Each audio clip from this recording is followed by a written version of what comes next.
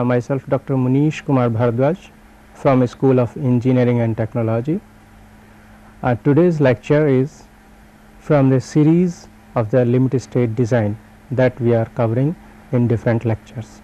Today we will be discussing of this design of reinforced rectangular beam, in which we will be discussing about determination of the reinforcement, tension reinforcement as well as reinforcement in compression zone.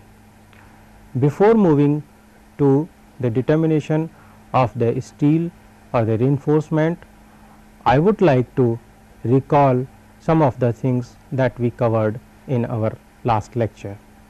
So, as you remember that doubly reinforced beam is a beam which is having steel in tension zone as well as in compression zone, means in both the zones reinforcement is provided in these beams, then those beams are called doubly reinforced beams. What is the necessity of providing steel in both the zones? The main thing is the depth restriction on the depth of the beam, and this restriction is because of headroom requirement, and second thing is architectural considerations. Because of these two things, there is restriction on increasing the depth of the beam. So, we are left with the option of providing the reinforcement in compression zone also. Analysis and design of doubly reinforced beams have two type of problems. Today we will be discussing the second problem, to determine tensile and compressive reinforcement for a given concrete cross section and applied moment.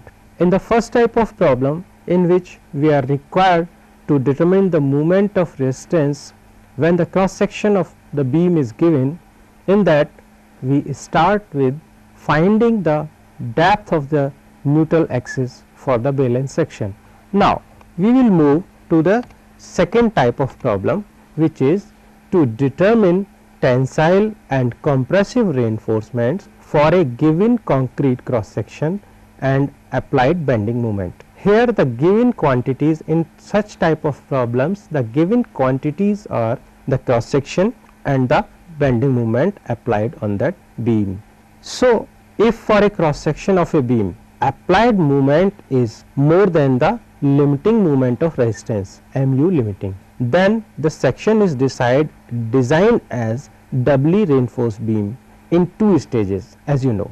If you see this figure, this doubly reinforced beam can be taken as equivalent to the two beams, this one plus this one. This beam is singly reinforced rectangular beam, as you can see from this figure. In addition to this beam, if we add this beam, there is no concrete area.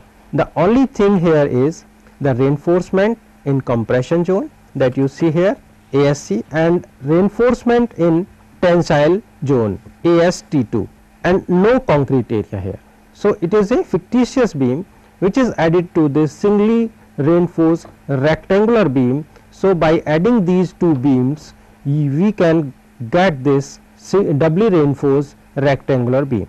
In other words, this beam can be taken equivalent to the singly reinforced rectangular beam plus this beam having only the compression reinforcement and the tension reinforcement. So, first the section is provided with AST max. Now, we proceed how to design this beam or how to get the reinforcement for this beam. First of all, what we do, that the section is provided with AST max, means the maximum steel in tension zone, so that it may be able to resist a moment MU limiting.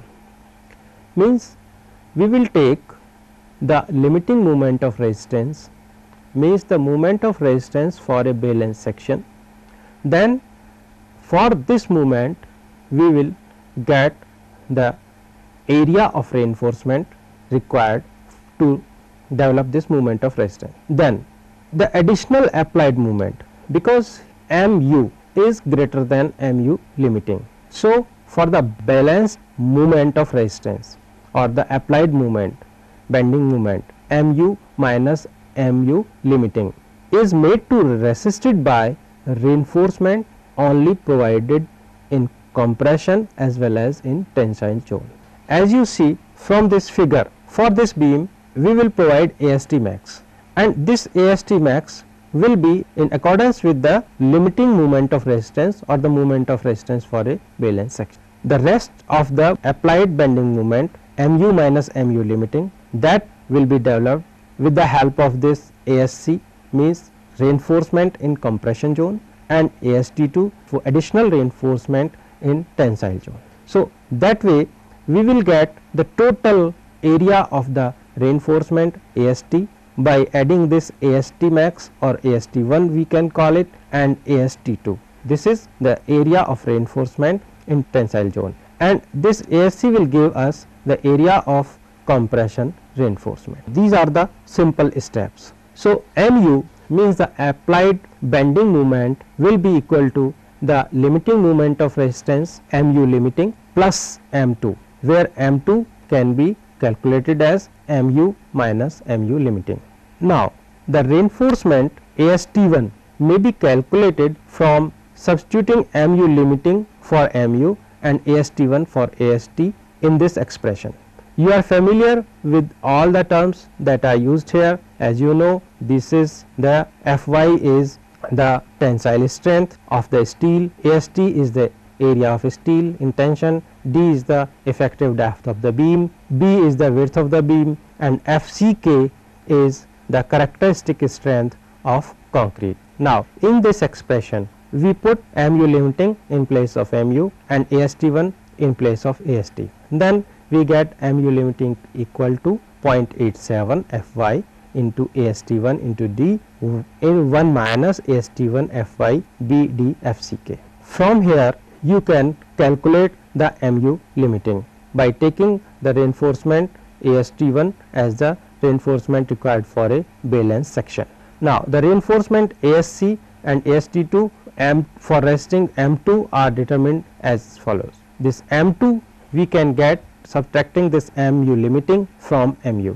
This can be equated to FSC, means stress in compression zone in steel, ASC area of steel in compression, and D minus D dash.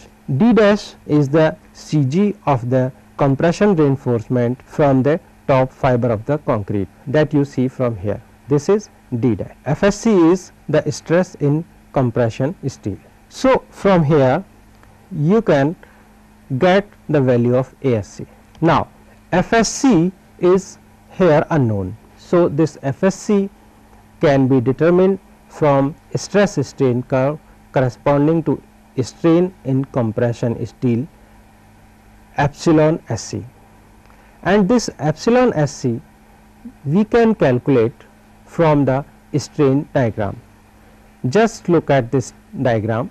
This 0.0035 is the strain at the extreme fiber or the top fiber of the concrete. Xu max is the depth of the neutral axis for a valence section. Epsilon C, this is strain in concrete at the level of compression reinforcement, and D dash is the depth of the CG of this compression reinforcement from the top fiber. So, from the similar triangles, this one big one and this small one, we can get the value of epsilon SC as 0.0035 into Xu max minus D dash upon Xu max. So, from this expression, because Xu max we know, D dash we know, we can calculate this strain in compression reinforcement.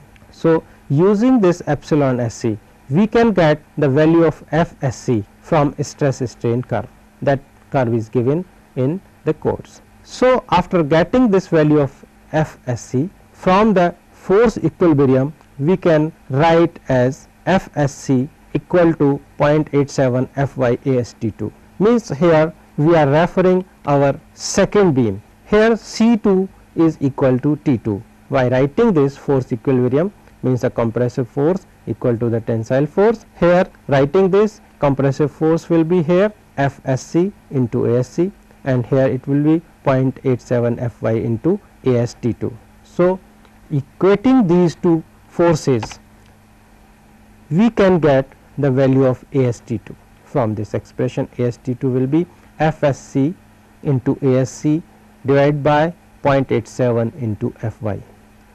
So, that way we get the value of AST by adding the two reinforcement AST max and AST2.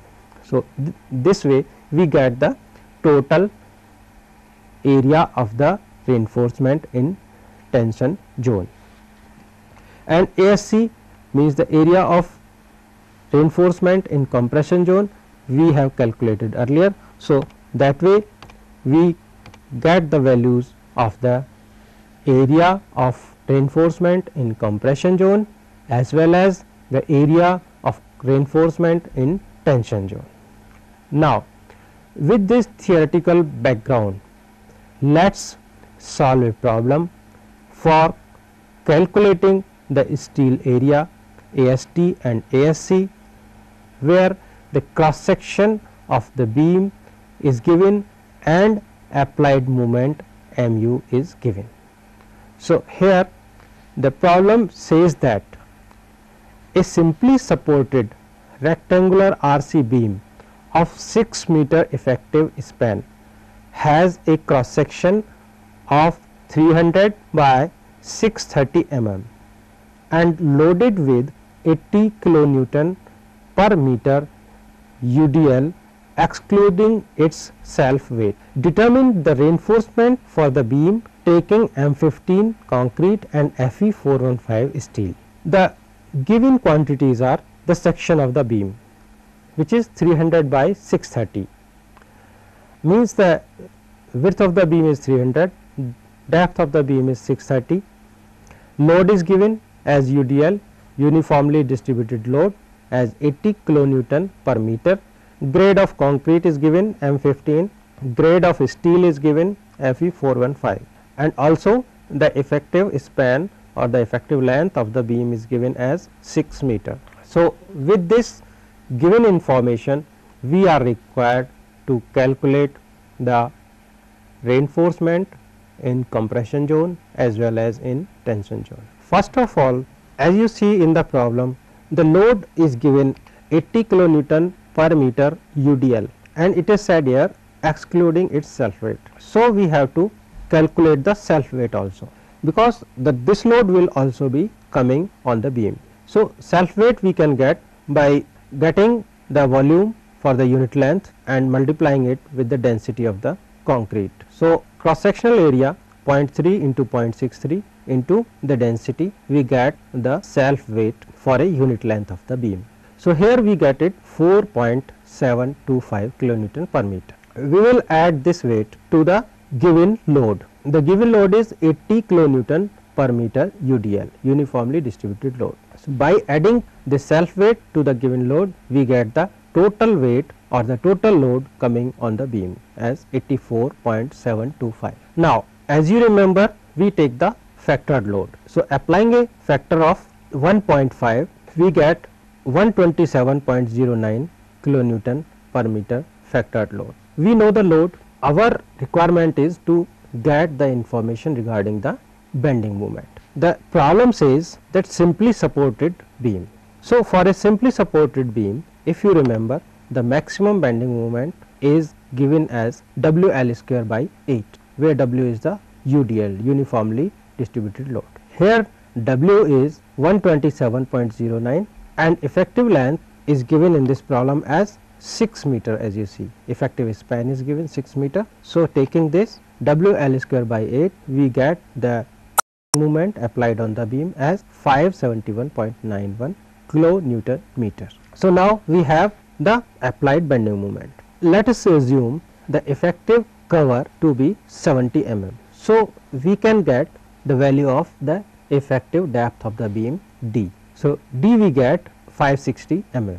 Now, we can calculate the value of the limiting moment of resistance for a balance section. You know this expression, mu limiting can be written as 0.36 xu max by D into 1 minus 0.42 XU max by D BD square FCK.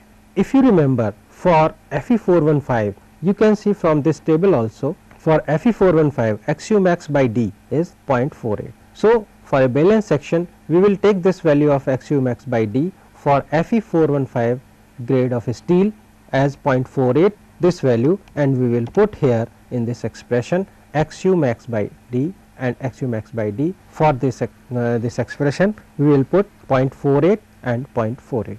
Rest, and this is constant. B you know 300 mm, D you know effective depth of the beam that you calculated as 560 mm, and FCK you know the characteristic strength of the concrete from the grade of the concrete given as M15. So, it will be 15 MPa or 15 Newton per mm square. So, if you calculate this, then this comes out to be 194.69 kilonewton meter. If you compare with the mu that you calculated, means the bending moment applied on the beam. So, this mu limiting is less than the applied bending moment. So, we have to provide the additional reinforcement, and the beam will be designed as a doubly reinforced rectangular beam. From the force equilibrium for a balanced section, we can write C equal to T. So, from this expression 0.36 FCK XU max into B equal to 0.87 Fy into AST1. From this expression we can get the value of AST1, means the area of reinforcement in tension zone for a balanced section. So, AST1 we get as 0.36 FCK is 15, XU max into 300 upon 0.87 and Fy. From the grade of the steel Fe415 we get the value of Fy415, and XU max by D is 0.48 for Fe415. So, we will put this value of XU max by calculating this XU max 0.48 into D. D we have calculated as 560 mm. XU max comes out to be 268.8. We will put this value in this expression and we will get the value of AST1, means reinforcement in tensile zone for a balanced section.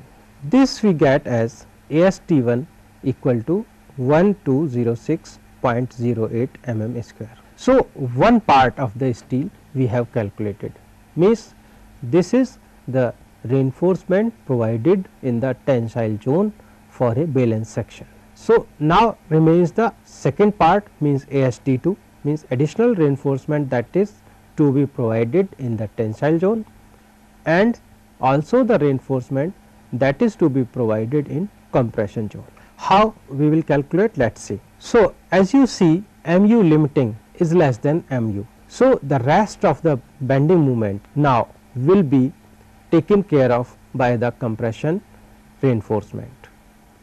So, this additional moment M2 will be resisted by a couple formed by forces in steel ASC and AST2, and this M2 is equal to mu, means the applied bending moment, minus mu limiting, means the moment of resistance for a balanced section. So, this way we can calculate the M2. So, M2 here, if you see here in this expression 571.91 is mu. Mu limiting you have calculated as 194.69. So, M2 comes out to be 377.22 kilonewton meter. This M2 we can write this expression in respect to the compression reinforcement as M2 equal to FSC into ASC into D minus D dash. Let us assume D dash as 40 mm. D you know 560, FSC you can calculate, ASC you have to calculate. FSC can be obtained by getting the value of epsilon SC, and epsilon SC means the strain in steel in compression zone can be calculated from the property of similarity of triangles from the strain diagram. So, this 0.0035 268.8 minus 40 upon 268.8, this is XU max. From this diagram 0.0035 upon XU max epsilon SC divided by this distance, which is XU max minus D dash. So, from here this epsilon SC you can get from this expression. So, put the value of XU max here and D dash also, that we have assumed as 40 mm. So, we get this value of epsilon SC by putting the value of XU max here and D dash here. So, we get this epsilon SC as 0.00298. Now, after getting this value of epsilon SC, we can get the value of FSC, means stress in compression reinforcement, from the stress strain curve or the table that is given in your block. So, we get by interpolation from that table, we get this FSC as 353.73 ampere. Now, substitute this calculated value of FSC in this expression and we get this M2 equal to this FSC into ASC D minus D dash. So, FSC we have calculated as 353.73, put the value of FSC here, ASC we want to calculate D minus D dash, D 560 effective depth and the D dash is the cover in the zone of compression reinforcement or the depth of the CG of the compression reinforcement from the top concrete fiber. So, this way you can calculate the value of ASC, that comes out to be here as 2050.78 mm square. So, now we have calculated the area of steel in compression zone. The remaining thing is AST2, means the second part or the additional part of the tensile reinforcement. This you can get by force equilibrium by equating C2 and T2. This is C2. ASC into FSC is C2 and if you multiply this 0.87 Fy and AST2 means the area of the steel in tension zone, then you can get the value of T2. This will give T2. So, C2 equal to T2, we get from that expression AST2 as ASC into FSC divided by 0.87 Fy. So, putting the value of ASC, FSC and Fy, we get the value of AST2 as 2009.2 mm square. Now, this is AST2. AST1 we have calculated earlier. So, we will add this AST1 and AST2 to get the total area of steel in tensile zone. This we get as 3215.28 mm square. Now, let us check the area of steel. IS 456 code says that maximum area of steel in tensile zone is equal to 4% of the gross area of the cross section. A gross area will be B into D, means the total depth of the beam. So, 4% means the 0.04 into B into D, that comes out to be 7560 mm square, which is greater than AST.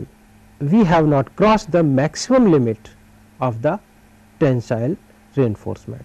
So, this way we have calculated the area of steel in tension zone and area of steel in compression zone we have calculated here.